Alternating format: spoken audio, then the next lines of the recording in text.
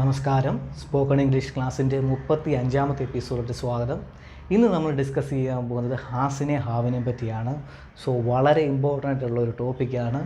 ഹാസും ഹാവുമില്ലാതെ നമുക്കൊരു English സെൻറ്റൻസും formation ചെയ്യാൻ സാധിക്കില്ല. അത്രമേൽ ഇമ്പോർട്ടൻ്റ് ആയിട്ടുള്ള ഒരു രണ്ട് വേർഡുകളാണ് ഹാസും ഹാവും.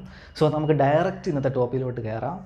അപ്പോൾ ഹാസും ഹാവും എന്ന് പറയുന്നത് പ്രസൻറ്റ് ടെൻസിൽ ഉപയോഗിക്കുന്ന, അതായത് വർത്തമാന കാലഘട്ടം നടന്നുകൊണ്ടിരിക്കുന്ന കാലത്തിൽ ഒട്ടുമിക്ക ഇംഗ്ലീഷ് സെൻറ്റൻസുകളെ യോജിപ്പിക്കാൻ ഉപയോഗിക്കുന്ന ഒരു രണ്ട് വേർഡുകളാണ് ഹാസും ഹാവും. അതായത് പ്രസൻറ്റ് ടെൻസിൽ നമ്മൾ ഉപയോഗിക്കുന്ന, അതായത് കറൻ്റ്ലി ഹാപ്പനിങ്, അതായത് നടന്നുകൊണ്ടിരിക്കുന്ന കാര്യങ്ങളെ നമുക്ക് ആശയം കൊടുക്കാൻ വേണ്ടി അതിനൊരു ഷുവർട്ടിയും കാണും. ആ സംഭവങ്ങളെല്ലാം നടന്ന കാര്യങ്ങളായിരിക്കും, ഉള്ള കാര്യങ്ങളായിരിക്കും. ആ ഉള്ള കാര്യങ്ങളെ നമ്മൾ പറയുവാൻ വേണ്ടിയിട്ടാണ്, യാഥാർത്ഥ്യമുള്ള കാര്യങ്ങൾ, അതായത് നടന്ന കാര്യങ്ങളെ നമ്മൾ യോജിപ്പിക്കുവാൻ വേണ്ടിയിട്ടാണ് നമ്മൾ ഹാസും ഹാവും യൂസ് ചെയ്യുന്നത്. ഇനി ഡയറക്റ്റ് നമുക്ക് ഹാസിൻ്റെ ഹാവിൻ്റെ അർത്ഥത്തിലോട്ട് കയറാം.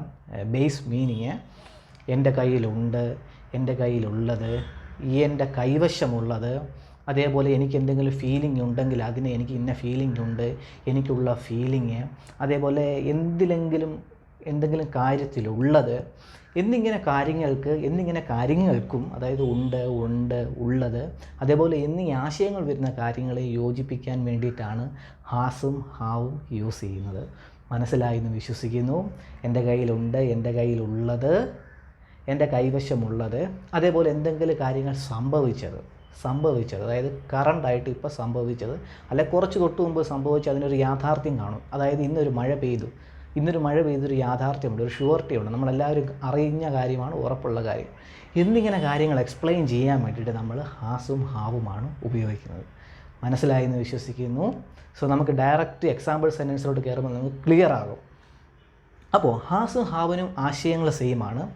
ചെറിയൊരു വ്യത്യാസം മാത്രം, അത് ഉപയോഗിക്കുന്നതിൽ നമ്മൾ ഈസും ആറും പറഞ്ഞതിൻ്റെ കൂട്ട് ഇതിന് ചെറിയൊരു വ്യത്യാസം. ഹാസ് ഉപയോഗിക്കുന്നത് സബ്ജക്റ്റ് ആരെ പറ്റിയാണോ സംസാരിക്കുന്നത് അത് ഒരാളാണെങ്കിൽ ഹാസും, ഒന്നിൽ കൂടുതൽ ആളാണെങ്കിൽ ഹാവുമാണ് യൂസ് ചെയ്യുന്നത്. അത്രയേ ഉള്ളൂ ഡിഫറൻസ്. ആശയം അർത്ഥവും സെയിമാണ്. ഹാസ് നമ്മൾ യൂസ് ചെയ്യുന്ന സബ്ജക്റ്റ് സിംഗുലാർ ആകുമ്പോൾ സ്ലൈഡിൽ കാണിച്ചിരിക്കുന്നതിൻ്റെ കൂട്ട് ഹിയ ഷിയ ഇറ്റ് എന്നിവ വരുമ്പോൾ ഹാസും, അതേപോലെ ഹാവിൻ്റെ നോക്കിക്കണം ദേയ വിയ യുവ് എന്നിവ വരുമ്പോൾ ഹാവും. പക്ഷേ അതിൽ നമ്മൾ ഐയും നിങ്ങൾ കണ്ടോ, ഐയും നമ്മൾ ഹാവിൻ്റെ കൂടാണ് യൂസ് ചെയ്യുന്നത്.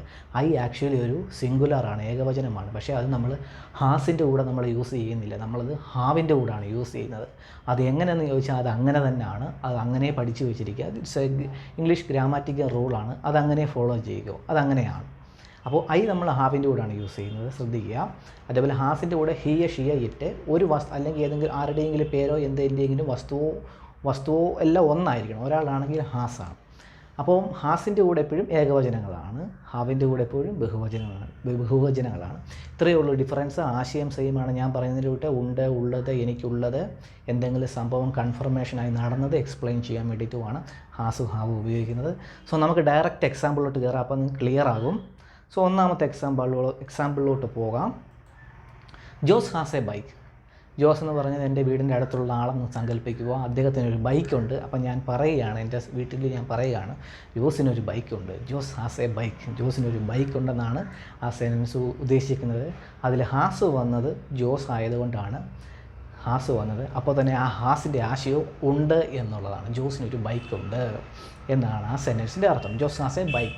ജോസിനൊരു ബൈക്കുണ്ട് എന്നാണ് ആ സെൻറ്റൻസ് അർത്ഥമാക്കുന്നത്. മനസ്സിലായെന്ന് വിശ്വസിക്കുന്നു. ഹാസ് വന്നത് എന്തുകൊണ്ടാണ്? ജോസ് ആയതുകൊണ്ടാണ്.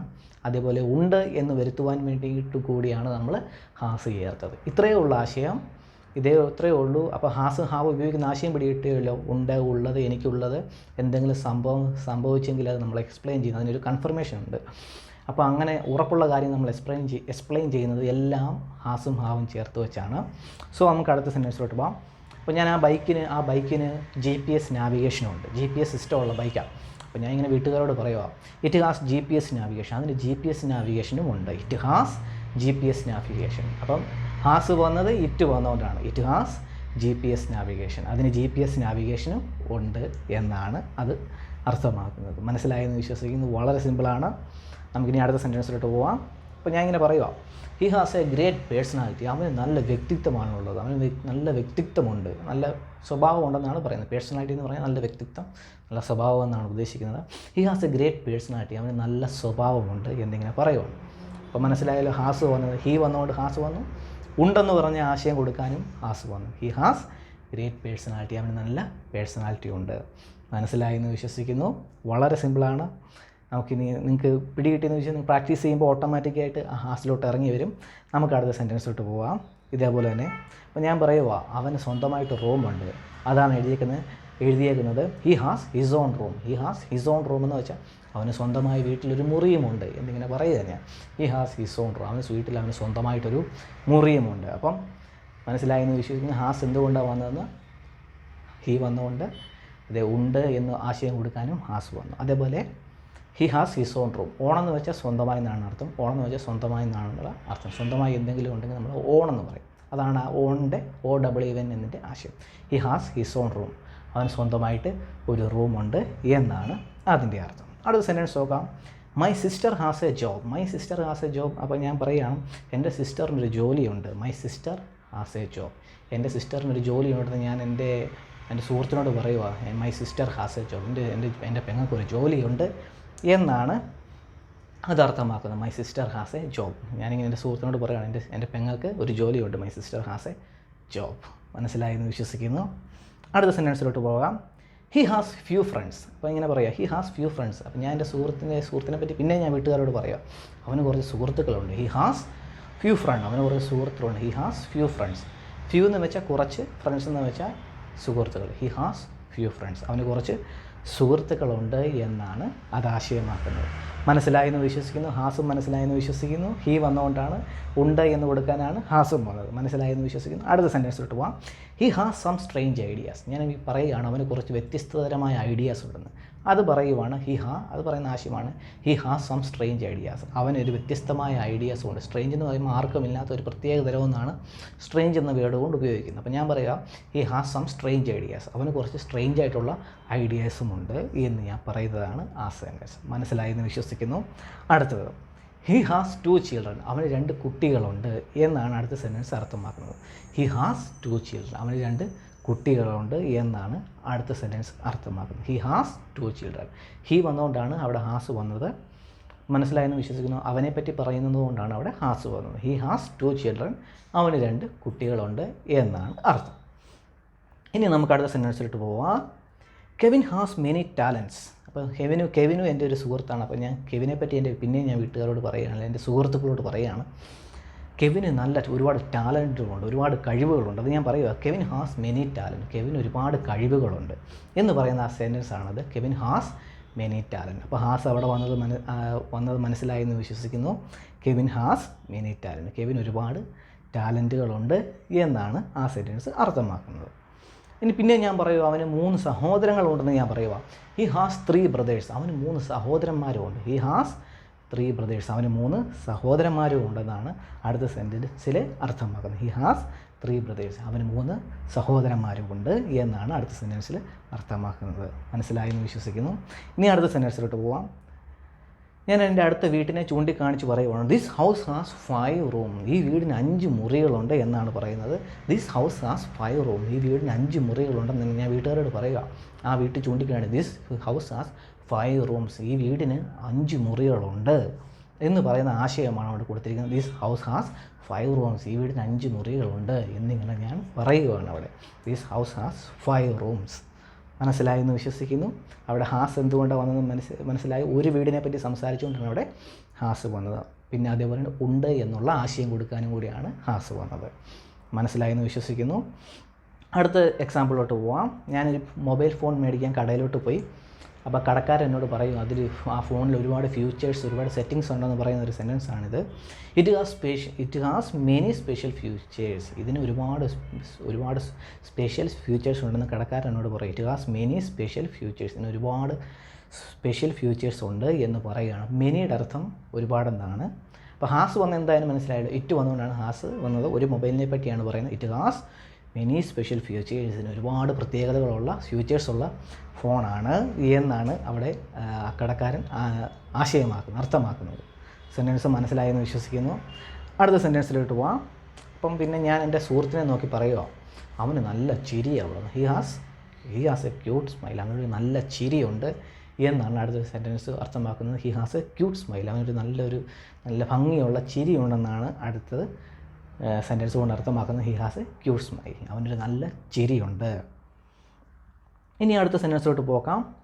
അതൊരു സ്പെഷ്യൽ സെൻറ്റൻസ് ആണ്, ഒരു ഗ്രാമാറ്റിക്കൽ സെൻറ്റൻസ് ആണ്. നമ്മൾ ആദ്യം പറഞ്ഞതിലോട്ട് എന്തെങ്കിലും സംഭവിച്ചിട്ടുണ്ടെങ്കിൽ നമ്മൾ ഹാസ് വെച്ച് അത് ഉണ്ടെന്ന് നമ്മൾ ഷുവർട്ടിയുള്ള കാര്യങ്ങൾ നമ്മൾ ഹാസ് വെച്ച് എക്സ്പ്ലെയിൻ ചെയ്യും. അതിനെ ഇംഗ്ലീഷ് ഗ്രാമാറ്റിക്കലി പറയുന്നത് പ്രസൻറ്റ് പെർഫെക്റ്റ് ടെൻസ് എന്നാണ്. പ്രസൻറ്റ് പെർഫെക്റ്റ് ടെൻസ് എന്നുള്ള ഒരു കാലത്തെയാണ് സൂചിപ്പിക്കുന്നത്. ജസ്റ്റ് പറഞ്ഞതേ ഉള്ളൂ. ഇങ്ങനത്തെ സെൻറ്റൻസുകൾ വരുമ്പോൾ ഉദ്ദേശിക്കുക നടന്ന കാര്യങ്ങളെപ്പറ്റി നമ്മൾ ഹാസ് ഹാവും ചേർത്ത് പറയുകയാണെങ്കിൽ ഗ്രാമാറ്റിക്കലി അങ്ങനെ പറയുന്നതിനെ പ്രസൻറ്റ് പെർഫെക്റ്റ് ടെൻസ് എന്നാണ് പറയുന്നത്. അങ്ങനെയുള്ളൊരു സെൻറ്റൻസ് ആണ്. പക്ഷേ അങ്ങനെ സെൻറ്റൻസുകളാണ് നമ്മൾ ഡെയിലി എപ്പോഴും യൂസ് ചെയ്യുന്നത്. മനസ്സിലായില്ല? എന്തെങ്കിലും കാര്യത്തെപ്പറ്റി പറയണമെങ്കിൽ നമുക്ക് ഹാസും ഉപയോഗിക്കാതെ പറയാൻ പറ്റത്തില്ല. അപ്പോൾ അങ്ങനെ നടന്ന കാര്യങ്ങളെപ്പറ്റി പറയുമ്പോഴാണ് ഹാസ് ഹാവ് യൂസ് ചെയ്യുന്നത്. അതിനെ ഗ്രാമാറ്റിക്കലി പറയുന്ന ഒരു വേർഡാണ് പ്രസൻറ്റ് പെർഫെക്റ്റ് ടെൻസ്. മനസ്സിലായെന്ന് വിശ്വസിക്കുന്നു. പ്രസൻറ്റ് പെർഫെക്റ്റ് എന്നുള്ള വാക്ക് കേൾക്കുമ്പോൾ നിങ്ങൾക്ക് അറിഞ്ഞോണം അതൊക്കെ നടന്ന കാര്യങ്ങളെ ഷുവർട്ടിയുള്ള കാര്യങ്ങളെപ്പറ്റി പറയുന്നതാണ്. ആ കാര്യങ്ങളൊക്കെ ഓൾറെഡി നടന്നിട്ട് നമ്മൾ പിന്നെയും പറയുകയാണ്. അതാണ് അതിൻ്റെ ആശയം. മനസ്സിലായെന്ന് വിശ്വസിക്കുന്നു. ഒട്ടനെ നമുക്ക് ഈ എക്സാമ്പിൾ കയറുമ്പോൾ മനസ്സിലാവും. It has started to rain again, അതായത് മഴ പിന്നെയും പെയ്യാൻ തുടങ്ങി. നമ്മളിങ്ങനെ ഡെയിലി പറയും മഴ പിന്നെയും പെയ്യാൻ തുടങ്ങി, അങ്ങനെ പറയുന്നത് സെയിം ആശയം. മഴ പിന്നെയും പെയ്യാൻ തുടങ്ങി. അപ്പോൾ അതൊരു ഷുവർട്ടിയുള്ള, അതായത് നേരത്തെ മഴ പെയ്തു മഴ പെയ്ത കാര്യം ഷുവറായിട്ടുള്ള കാര്യമല്ല. ഇപ്പം നേരത്തെ മഴ പെയ്തു, അത് പിന്നെയും തുടങ്ങാൻ പോവുക, പിന്നെയും കണ്ടിന്യൂ ചെയ്തുകൊണ്ടിരിക്കുക. അതുകൊണ്ടാണ് അത് പ്രസൻറ്റ് ടെൻസിൽ വന്നത്.